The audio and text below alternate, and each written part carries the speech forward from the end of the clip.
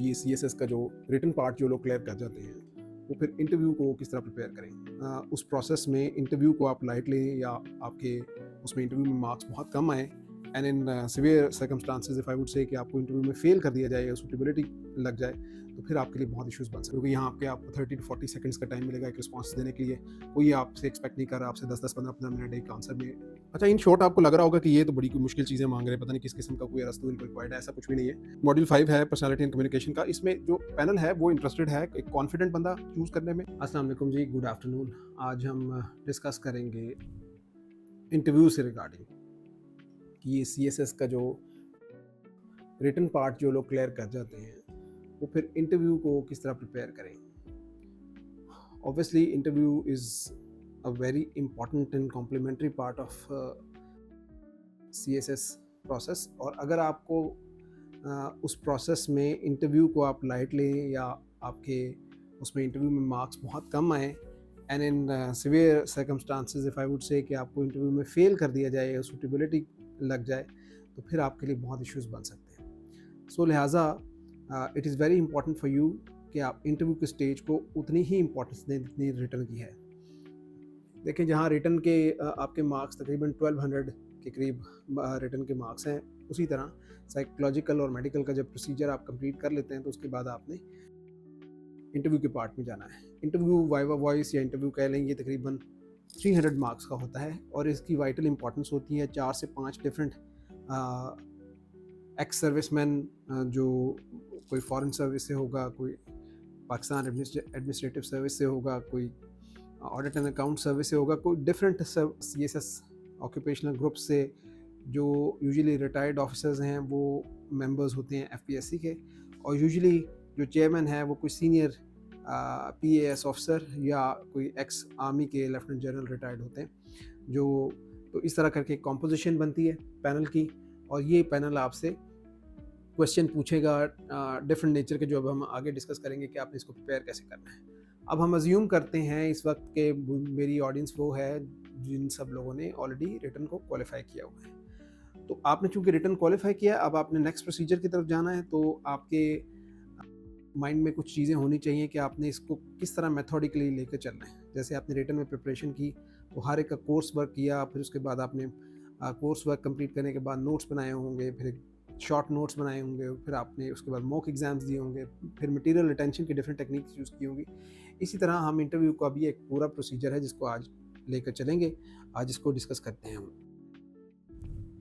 तो इसमें सबसे पहले मैं आपको ये बताता चलूँ कि हमें ये पहले आइडिया होना चाहिए सबसे पहले कि जो FPSC का पैनल है वो इटसेल्फ इसके बारे में क्या कहता है, कि FPSC जो इदारा है, फेडरल पब्लिक सर्विस कमीशन, वो क्या कहता है कि वाइवा वॉइस क्यों होना चाहिए। सो अकॉर्डिंग टू FPSC ये कहता है कि वाइवा वॉइस का जो ऑब्जेक्टिव है वो ये है कि कैंडिडेट की सूटेबिलिटी को चेक किया जाए।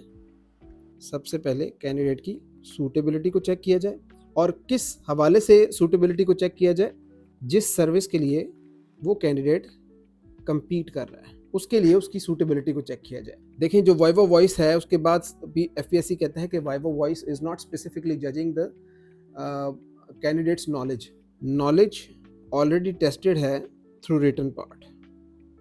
आपने रिटन पार्ट में ऑलरेडी इस्टेब्लिश कर दिया है कि you are competent enough to pass this procedure, और आपने अपना जितना आपका मटेरियल रिटेंशन या जो भी आपने अपना लिटरेचर या जो भी आपने कॉन्टेक्स्ट वहाँ पे दिया, वो डेफिनेटली आपने पास इसी वजह से किया है क्योंकि आपका नॉलेज ठीक था। So you have already proven your mettle there. तो जो रिटन एग्जामिनेशन है उन्होंने वो काम कर दिया हुआ है। तो कैंडिडेट्स का यहाँ पे एग्जैक्टली पर्पस सिर्फ नॉलेज जज करना नहीं है।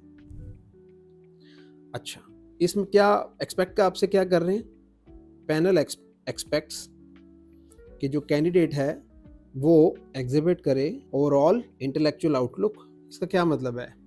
इसका मतलब ये है कि जो कैंडिडेट है उसने जो वहाँ पे अपना नॉलेज रिटर्न में दिया है, क्या वो उस नॉलेज को कैरी भी करता है, पहली चीज़। दूसरी चीज़ ये कि क्या उसके अंदर एनालिटिकल और क्रिटिकल किस्म की एबिलिटी उसमें पाई जाती है, क्या कैंडिडेट में क्रिटिकल एबिलिटी है। फिर क्या कैंडिडेट में बैलेंस ऑफ जजमेंट है, उसमें अलर्टनेस ऑफ माइंड है।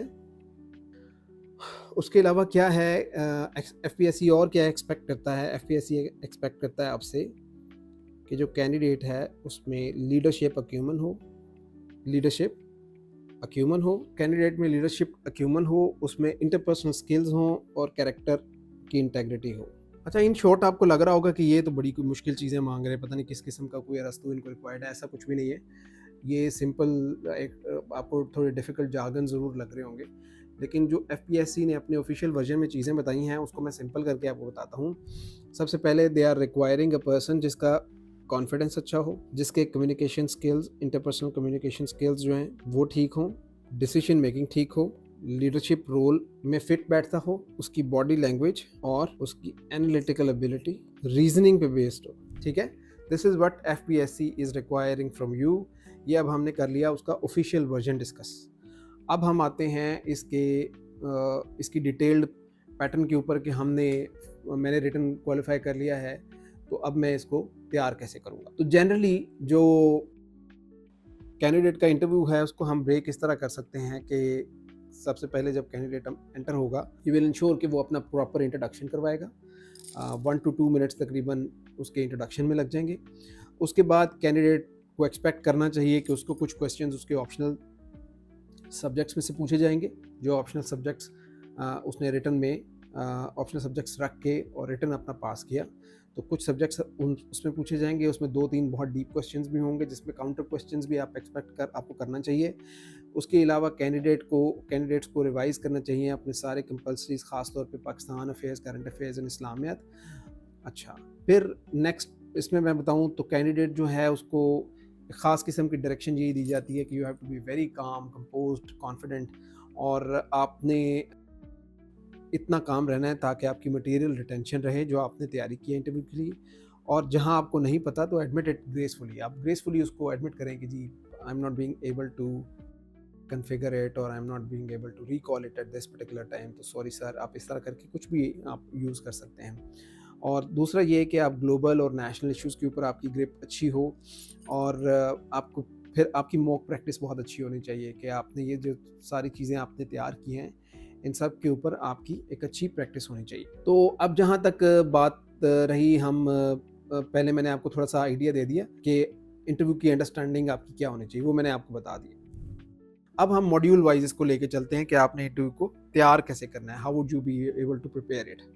सो इससे पहला मॉड्यूल हम डिस्कस करते हैं। अच्छा जी, पहले मॉड्यूल में हमारे पास क्या है, उसमें हमारे पास ये है कि हम इंटरव्यू को अंडरस्टैंड करें। 1 से 2 मिनट का आप अपना इंट्रोडक्शन प्रिपेयर करेंगे। उसके अलावा आपकी क्वालिफिकेशन, यानी आपकी प्रीवियस एजुकेशन क्या थी, आपका home town, if there is a history attached to it, if there is some cultural heritage attached to it, so you should be able to describe it. आपको उसकी पूरी डिटेल उसकी पता हो। कोई स्पेशल किस्म का आर्किटेक्चर है वहाँ पे तो उसका भी आपको आइडिया होना चाहिए। कोई सेलिब्रिटीज़ हैं वहाँ पे तो वो भी आपको पता होना चाहिए जो फेमस हैं वहाँ से।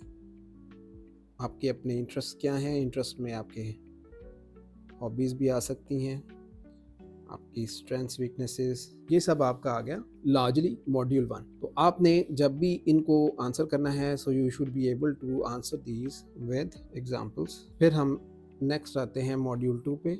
मॉड्यूल 2 क्या है? मॉड्यूल 2 आपका है academic and optional subjects. Academic and optional subjects पे हम आ गए। 2 से 3 आपको क्वेश्चन इसमें एक्सपेक्ट करने चाहिए ऑप्शनल सब्जेक्ट्स की तरफ से। आप अपने ऑप्शनल सब्जेक्ट्स को जब तैयार करेंगे तो आप इनको पाकिस्तान के कॉन्टेक्स्ट के साथ किसी न किसी तरह रिलेट करेंगे और पाकिस्तान के करंट सिनेरियो के मुताबिक आप इसके बेसिक्स को री एस्टैब्लिश करेंगे।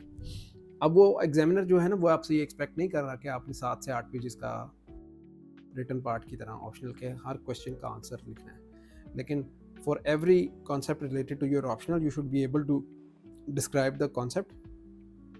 30-40 सेकंड का आपका एक आंसर रेडी हो जिसमें आपको ये आइडिया हो कि मैंने इसको कैसे प्रिपेयर करना है, किस तरह रिस्पॉन्ड करना है if somebody asks me this question. For example, अगर पब्लिक एडमिनिस्ट्रेशन है and he is asking you about bureaucracy, max Weber's theory of bureaucracy, तो आपको पता होना चाहिए कि वो क्या होती है, उसके 7 C's क्या होते हैं, उसकी डिटेल क्या है। तो इतना एटलीस्ट 30-40 सेकंड्स तक आप इनेबल हो सकें कि आप बोल सकें, आपको उसका फेयर आइडिया, बाकी कॉन्सेप्ट की क्लैरिटी हो। आपको ये ज़रूरी नहीं है कि आप रिटन पार्ट की तरह पूरे अपने नोट्स को रट के जाएं, लेकिन आपको मेन आइडियाज़, उसके आइडिया पता होने चाहिए, क्लैरिटी होनी चाहिए। बेसिक्स का मैंने जैसे आपको बताया, अब इसमें जो ऑप्शनल सब्जेक्ट्स हैं, जैसे फॉर एग्जांपल पॉलिटिकल साइंस है, आईआर है, लॉ के सब्जेक्ट्स हैं, ये और इनके अलावा जैसे हम आगे बात करेंगे इशू बेस्ड जो क्वेश्चंस होते हैं, इन सब के लिए आपको एक इंपॉर्टेंट टिप मैं आपको दे दूं कि आपको कॉन्स्टिट्यूशन, पाकिस्तान के कॉन्स्टिट्यूशन को तैयार करना है हर सूरत। यू कैन नॉट से कि मैं पाकिस्तान का कॉन्स्टिट्यूशन तैयार नहीं करूँगा, ठीक है। आपको पाकिस्तान का कॉन्स्टिट्यूशन हर सूरत तैयार करना है, और वो कॉन्स्टिट्यूशन अगर आप कमेंट्स में कहेंगे तो मैं कॉन्स्टिट्यूशन के बारे में भी आपको एक लेक्चर दे दूंगा कि वो उसको आपने कैसे प्रिपेयर करना है। It's not very tough thing, और पूरा आपने कॉन्स्टिट्यूशन याद भी नहीं करना फ्रॉम ए टू जी। कुछ उसके आइडियाज़ हैं जिसमें आप उसको कवर कर सकते हैं, वो मैं आपको एक्सप्लेन कर दूंगा if needed, if you require it. वरना अगर आपने रिटन ऑब्वियसली क्वालिफाई किया हुआ है तो you should be able to do it yourself, तो इतना आपके लिए वो टफ चीज़ होनी नहीं चाहिए। नेक्स्ट अब हम मॉड्यूल 3 की डिस्कशन करते हैं। ये जो मॉड्यूल 3 है, ये आपको सिनेरियो बेस्ड जो क्वेश्चंस हैं ना, ये इसके लिए है। कौन से होते हैं scenario based questions? For example what if type questions, supposed scenarios. जैसे एग्जांपल आपको दे देता हूँ, आप कहीं पे पोस्टेड हैं as AC, as ASP, as foreign service officer, as diplomat, तो आपसे क्वेश्चन पूछा जाएगा कि अगर इस तरह का सिनेरियो आपके सामने पुट अप किया जाए तो आप किस तरह उसको डील करेंगे। How would you behave, how would you deal with it, how would you decide an issue, ठीक है, being that particular officer if selected into that. What if type questions भी इसी तरह के होंगे। आपको किसी सिनेरियो में डाला जाएगा जहां आपको चॉइसेस दी जाएंगी और आपसे पूछा जाएगा कि आप क्या करेंगे। इन क्वेश्चंस का मेन पर्पस क्या होता है? इनका पर्पस ये होता है क्लैरिटी ऑफ माइंड आपकी लेना, जो मैंने स्टार्ट में आपको बताया था, बैलेंस ऑफ जजमेंट देखना, और आपकी क्रिटिकल एबिलिटी को एनालाइज करना। ये पर्पस होता है इसका, कि हम किसी मिसफिट बंदे को हायर तो नहीं कर। उसके अलावा आपका जो नेक्स्ट आपका पार्ट होगा मॉड्यूल 4, वो आपका होगा करंट एंड ग्लोबल अफेयर से रिलेटेड। अब ये करंट एंड ग्लोबल अफेयर्स कौन कौन से हैं? करंट एंड ग्लोबल अफेयर्स में जैसे फॉर एग्जांपल इसमें आप डेली जो न्यूज़पेपर होती है, जैसे फॉर एग्जांपल डॉन है, उससे आप हेल्प ले सकते हैं, ठीक है। उसके अलावा आप कोई मंथली कोई जर्नल्स ले लें, कोई ऐसे इंफॉर्मेटिव पॉडकास्ट हैं जहाँ से आपको अपडेटेड इन्फॉर्मेशन मिल जाती है, वो आप ले लें। ये तो हो गए वो चीज़ें जो आपको अपडेटेड रखेंगे according to what's happening around, और करंट अफेयर्स क्या हैं, ग्लोबल अफेयर्स, ग्लोबल चेंजेस क्या हो रही हैं। उसके अलावा करंट अफेयर्स से मुराद आपके जैसे for example US China issues, Pakistan relations with global powers, climate change, education, health crisis, economy of Pakistan. These are just a few examples to quote. मकसद इन सब को कोट करने का मकसद ये है कि कुछ वो इश्यूज जो current naturally happening national issues हैं, जैसे पाकिस्तान में इस वक्त फ्लड आया हुआ है, ठीक है। जैसे इसके अलावा पाकिस्तान का इकोनॉमिक क्रंच चल रहा है, जैसे इसके अलावा पाकिस्तान में पॉलिटिकल सिस्टम जो है वो थोड़ा सा इम्बैलेंस्ड है। तो आप पाकिस्तान में जो जुडिशरी है दैट इज़ डिवाइडेड, और उसमें इश्यूज आ रहे हैं। पाकिस्तान का जो कॉन्स्टिट्यूशनल अमेंडमेंट्स हैं वो कंट्रोवर्शियल हुई हुई हैं। इस तरह के जो अपडेटेड इश्यूज आपको नज़र आते हैं। उसके अलावा आप पाकिस्तान का जो वाटर क्राइसिस है, फिर अपडेटेड इश्यूज में पाकिस्तान इंडिया रिलेशंस जो शदीद स्ट्रेंड हुए हैं। उसके अलावा लेटेस्ट एशिया कप आने वाला है। फिर ग्लोबल अफेयर्स में आप यूक्रेन रशिया का इशू देख लें, आप पैलेस्टीन इशू, गाज़ा का क्राइसिस जो है वो देख लें।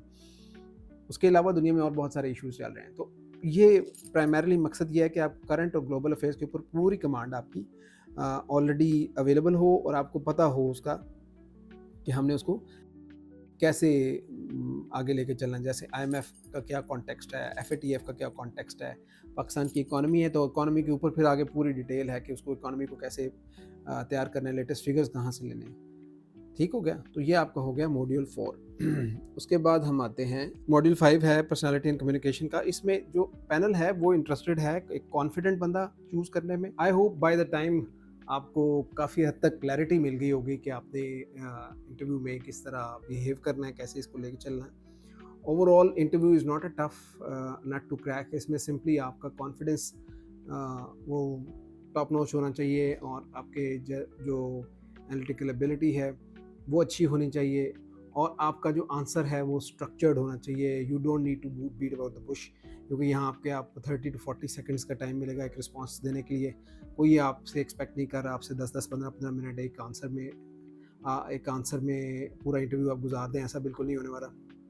जो पैनलिस्ट हैं दे आर वेरी बिजी, उन्होंने हर इंटरव्यू को मैक्सिमम अगर टाइम दिया 30-35 या 40 मिनट्स का उन्होंने टाइम देना, इससे ऊपर वो टाइम लेके जाता ही नहीं है। तो अब ये वाला क्वेश्चन कि जी मैं किस तरह अब कॉप अप करूँगा, वहाँ पे वो ग्लोबल अफेयर से भी क्वेश्चन पूछेंगे, करंट से भी पूछेंगे, नेशनल इश्यूज़ भी पूछेंगे, वर्ल्ड अफेयर्स भी पूछेंगे, ऑप्शनल्स भी पूछेंगे, बैकग्राउंड से भी पूछेंगे, पर्सनैलिटी के ऊपर भी पूछेंगे, जो फॉर्म में मैंने लिखा हुआ है उसमें से भी चीज़ें पूछेंगे, मेरा जो करंट कोई जॉब प्राइवेट चल रही है उसमें भी पूछेंगे। तो आपको हर एस्पेक्ट का थोड़ा-थोड़ा रिस्पॉन्स तैयार करना है, ना कि आपने पूरी डिटेल में हर एक का आंसर देना है, जैसे मैंने आपको बताया 30-40 सेकंड्स का। अब इस सारे के बीच में नेक्स्ट लेवल जो एक ए प्लस लेवल की कैटेगरी होती है वो ये होती है कि आपका जो आंसर है वो स्ट्रक्चर्ड वे में ना सिर्फ इंटरव्यूअर के क्वेश्चन को रिस्पॉन्ड कर रहा हो, बल्कि साथ ही साथ कोई ना कोई एग्जांपल भी आप कोट कर रहे हो, कोई इलस्ट्रेशन भी कोट कर रहे हो, जिससे आप जो आंसर है उसमें वेट ऐड हो। जब ऐसा होता है तो तब आपको एडेड एडवांटेज मिलता है from linear kind of interviewee, या एक ऐसा कैंडिडेट जिसने सिंपल आंसर्स दिए हैं, एक हम्बल स्टाइल में वो अपना आंसर दे के जा रहा है। So any answer which would come with N illustration an example, और उससे भी फिर वैल्यू एडिशन फर्दर हो जाती है अगर आप उसमें कोई कोड या कोई अथॉरिटी, कोई बुक, कोई रेफरेंस ऐड कर दें। This is how interview is conducted. Uh, for all those candidates who have already cleared written part of examination, my best wishes are with them, and I pray that all of you succeed. कोई आपके questions हो interview से related, आप comment section में पूछिए, और आप इस पूरे टॉपिक में जो हमने डिस्कशन की, इसमें किसी एक पर्टिकुलर पार्ट में आप चाहते हैं कि उसको एक्सपैंड किया जाए या उसको डिटेल में डिस्कस किया जाए, आप उस पर ज़्यादा कमेंट्स कीजिएगा, मैं उस पर वीडियो बना दूँगा। Thank you very much.